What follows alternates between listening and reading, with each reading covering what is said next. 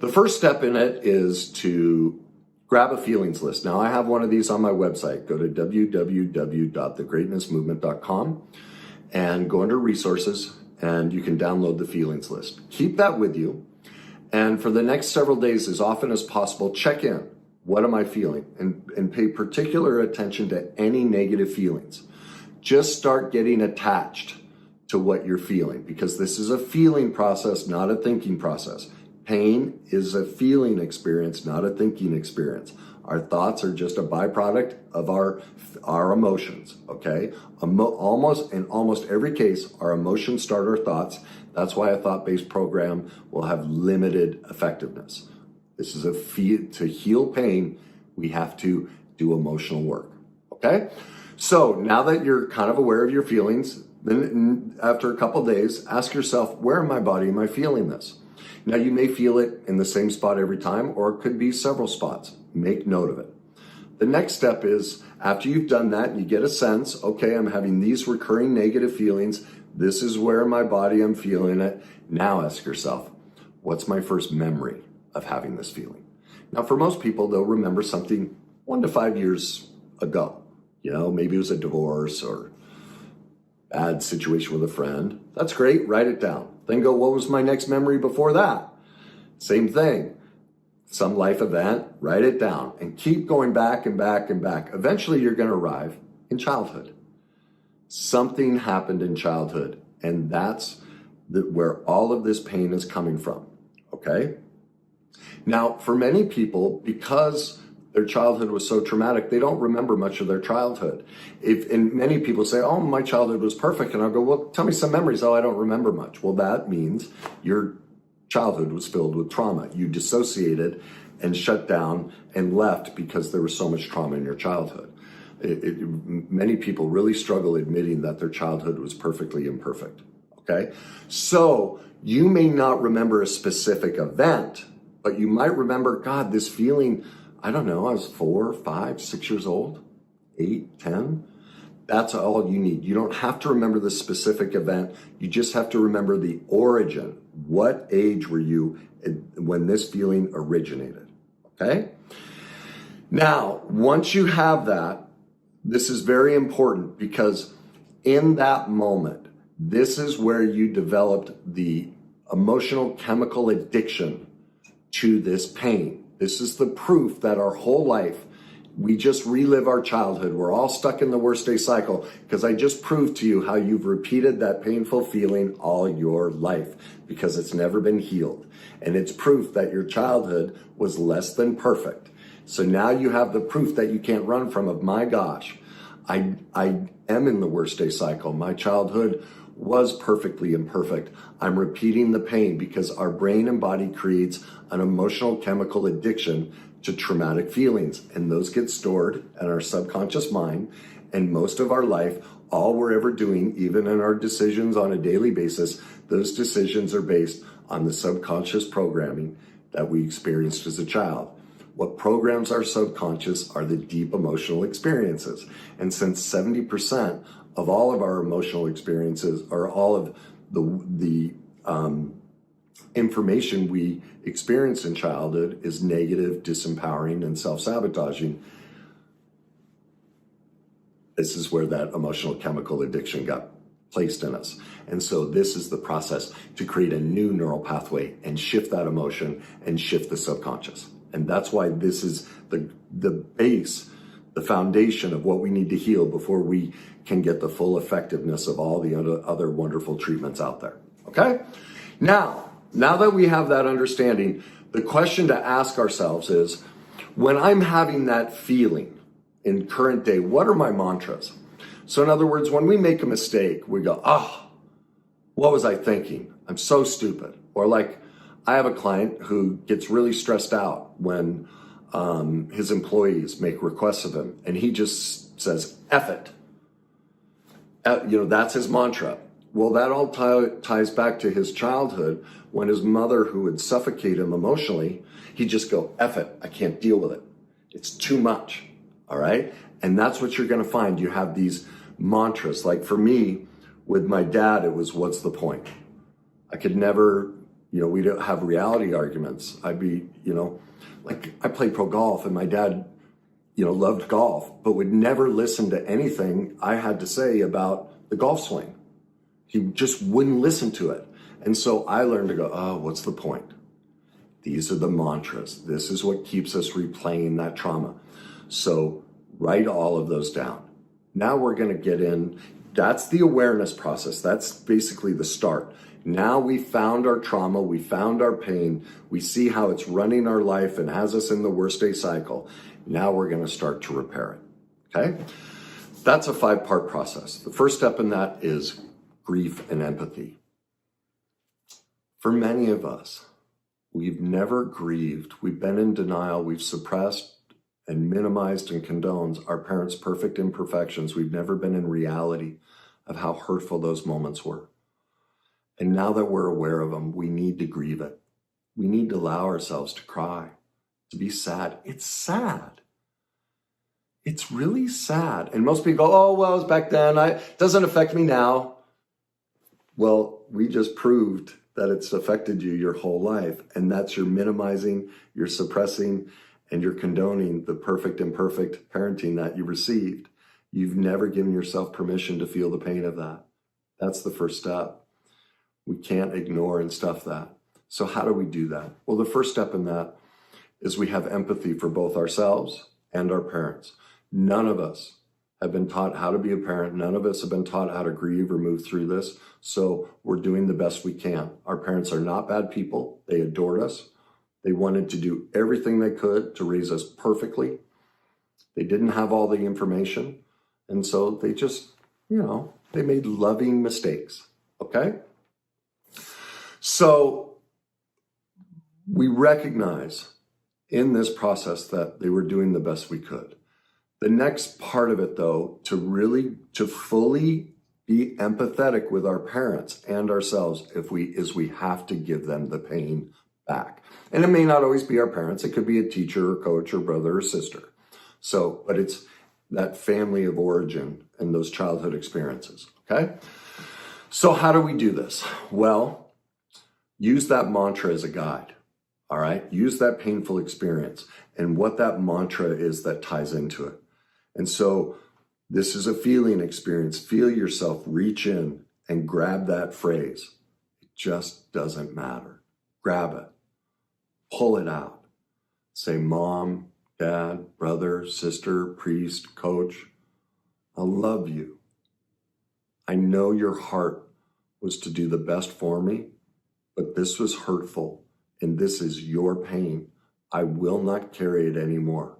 And so it's an actual physical release and it's a giving it to them. Now, do you hear? There was no blame in that. There was no shaming them. That was empathy for them. And in that same process, we're doing that for ourselves.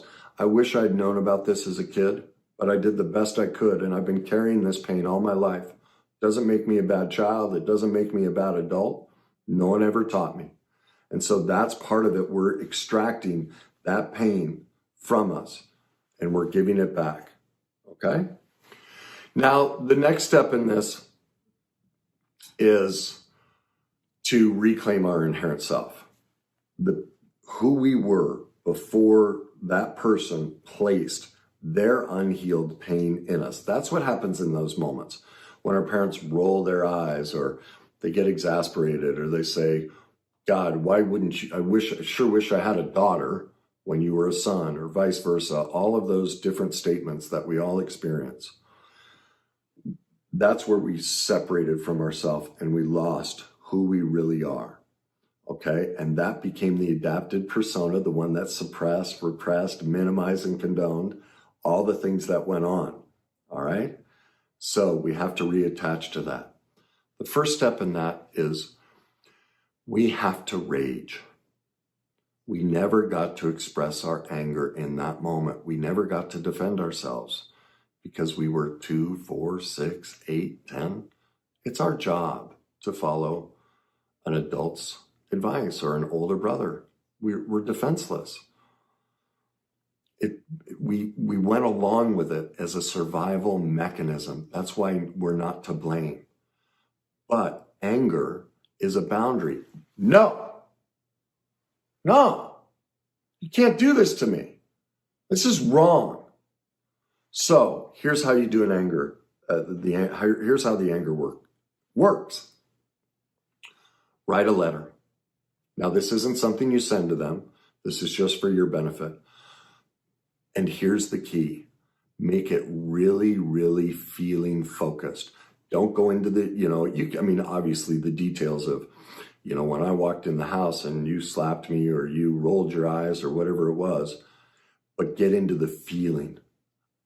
I felt humiliated. I felt discarded. I felt insignificant. I felt ignored. I felt abandoned. List out, because that was your feelings work that we did in the beginning. Really get in touch. That will help you bring up the sadness, but it's also going to get in touch with the rage. And now the next step in the rage letter. Look, I swear a lot. When you're angry, certain swear words, there's so much emotion to it. It communicates it a lot better than I'm angry at you. I'm blankety blank, blank, blank, really attaches to that pain.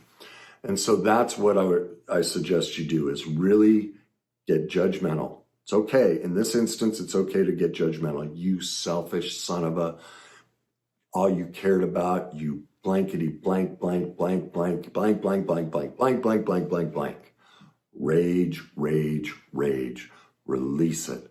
Get it out. You've been carrying it for too long. Studies overwhelmingly show nearly things like chronic fatigue, chronic pain, migraines, fibromyalgia, arthritis, cancer. Nearly every single health condition is from the suppression of rage and pain. People that are overweight, almost always, Dr. Folletti discovered this, it's almost always stored rage. They're on every single diet and they can't let it go because they've never dealt with the rage. Please give yourself permission. And that's going to be very difficult because you're going to feel like you're being a bad child. Because especially for me, it was not okay for me to get angry. I just wasn't allowed. And so I had a ton of suppressed rage. I still have some that I'm still working on. It's a never-ending journey. That's why I use that in everything. It's always a journey. Now, am I so much better than I used to be? Heck yes. But the process never ends. We're always on the journey. Certain aspects of the journey we will completely recover from. Others, it's a daily part of our growth, part of our life story, and what we get to learn in life. Okay? Now that you have all of that rage mapped out, and you may have to come back to that letter several times to really get in touch and give yourself permission to experience that rage. It's okay. It's not for some people, and for some, it's so overwhelming to get in touch with it for the first time. That's fine. Pause, schedule it every couple days, once a week, work on the rage letter. But you'll start to get a sense when it's like, okay, that's it. Now we have to release it physically. And here's why. We store all emotional trauma physically in our body, not in our brain. It's in our body. That's what causes illness and disease. I know when a client comes in with a shoulder, a leg, whatever, I know what emotion they're struggling with. Candace Pert showed that. It's been documented. That's how illness and disease is formed. It's the breakdown of a cell, a repeated firing of a negative emotion that's never been processed, and eventually the body breaks down. Gabor Mate, his book, When the Body Says No, is filled. I'll just divert for a second here. Clinicians, by just asking patients who are coming in to get tested for ALS, Lou Gehrig's disease, they just have to ask them a series of simple lifestyle questions and belief questions. And over 95% of the time, without giving them a single test, they can predict that they have Lou Gehrig's disease, because those with Lou Gehrig's disease couldn't say no. They do everything for everyone and everybody else. If you read the obituaries of people with ALS, on their, the day before they died, they were seeing patients. They were still taking care of other people. Do you know that Lou Gehrig himself, his claim to fame was he played over 2,000 games without ever taking a day off? Well, did you know He had 17 fractures in his hands during that period of time. And there's a story of a young rookie who got the flu, and he refused to let that player play. He took him back to his own mother's house and had his mother nurse him to health. He did everything for everybody else, but couldn't take care of himself. That is a common characteristic with anyone with Lou Gehrig's disease. They do not know how to care for themselves, okay? So all of that inability to care, all that rage is stuffed. We need to release it physically. So whether this is taking a baseball bat to the bed, I used a golf club. Some people, I also, there were times, I talk about this in my book, where I was punching my steering wheel. You can use a punching bag. You can go to a rage house. They have those rage houses. You can take sledgehammers to walls and furniture and plates and glasses. Please take that anger letter with you and let it rip. Let it out. You will be amazed. Like, I just got chills, a memory of the exhilaration of just like, oh, man, I'm free. Now, you may have to do this several times. We've been carrying this for decades. That neural pathway is pretty strong. It may take layers to move through this, but that's the third step in reclaiming ourself, is the anger and physical release part. Okay, so now we're moving into reorienting the subconscious, creating a new neural pathway to replace that, so that this becomes our best day cycle and move out of the pain and trauma. I call this step the feelization step, all right? What we want to do here is we want to sit in the feeling of being strong, of being powerful, the self-protective version of ourselves. What does that look and feel like? Like, here's a great question. You may not be able to get in touch with that, so ask yourself this. What would I think and feel if I could never feel this negative thought or feeling that I have? If this pain were completely gone and I never had these thoughts or feelings ever again, what would be left over? What would I think and feel then? Well, every time I ask a client that, they say, free, light. That's the big one. They always say light because they've been carrying someone else's pain on their back their whole life, and it's gone now. Freedom, light, strong, safe, powerful, quiet, protected. Sit in that feeling. I would do this. I'd just sit there. When I first started this business, I had no clients, nothing. Well, I would just sit in my office. I'd just lean back and I go, what would it feel like? What does it feel like? Yeah, I'm strong. I'm powerful. I'm safe. I'm now safe. Regardless if I get clients or not, I'm safe. Sit in that. Let your body start getting addicted to that new neural pathway of feeling your essence and who you're meant to be.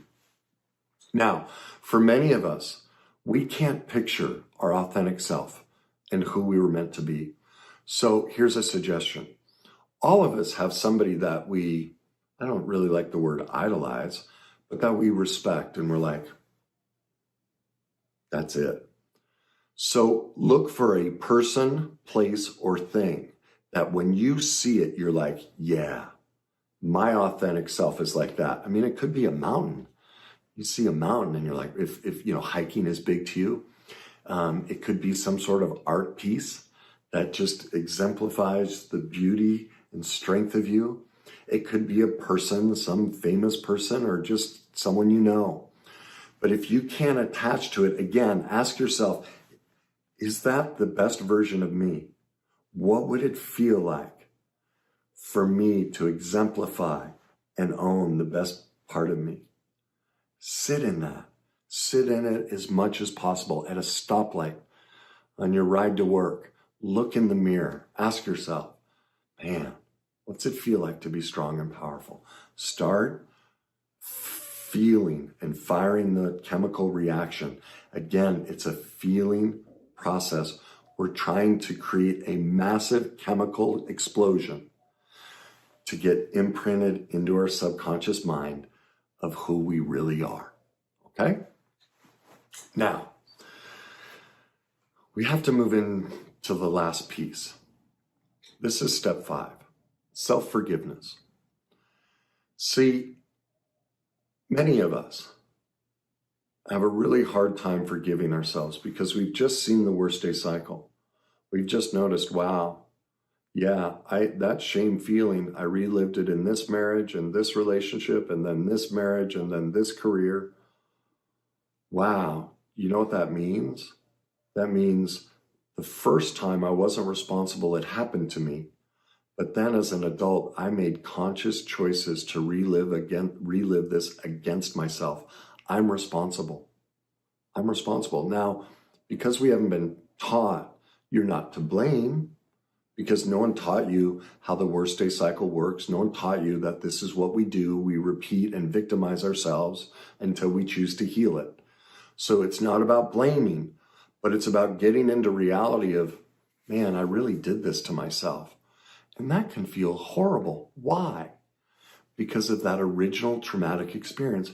Trauma leaves shame, tremendous shame, that I'm not worthy, I'm not good, that this coach or teacher or parent or family member that's supposed to love me hurt me. That must mean I don't have worth. That's devastating. And so when we recognize as an adult that I did this to myself, it'll trigger that shame moment. Well, we need to forgive ourselves. All we are ever doing is doing the best we can, even in those moments when we've all had this. We're like, I know exactly what I need to do, but we can't get ourselves to do it. Well, what does that prove? If I could do it, I would. I'm doing the best I can. And the best I can right now is to think about it, but I can't take action. That's just the best I can be.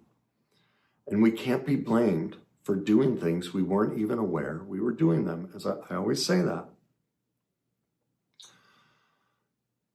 You can't be blamed for doing something you were completely unaware of. As we know more, we can do more. And so now the choice is in front of you, you're learning more. And so this is the first time in your life you actually have a choice. You never had a choice. Like, here's a perfect example. Do you play the guitar? No? Do you beat yourself up for not playing the guitar? Of course not. Why not? Because no one ever taught you. So you don't shame yourself. It's the exact same thing here. No one taught you this. You're not bad or defective. But now you have a choice. You can decide if you want to learn how to play the guitar. And if you do, hire a teacher, learn about it, watch YouTube videos, whatever it is. Well, it's the same with this. You have a choice now. This is the first day in your life you've ever had a choice to go back and heal the pain from the past. You never knew about it. You never knew you were repeating it. And so literally you're an infant today. You're an infant. And you get to choose what sort of life you want to live from this point forward. And therefore you're forgiven for what you did previous to this. Okay? Now there may be consequences. You may be paying alimony, or you may have health problems, or whatever it is. We can't run from those, but we don't have to shame ourselves for it. We turn that around and go, well, how could I have done any better? It's the best I could do.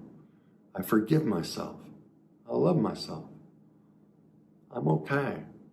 And what's the best process for me to love myself?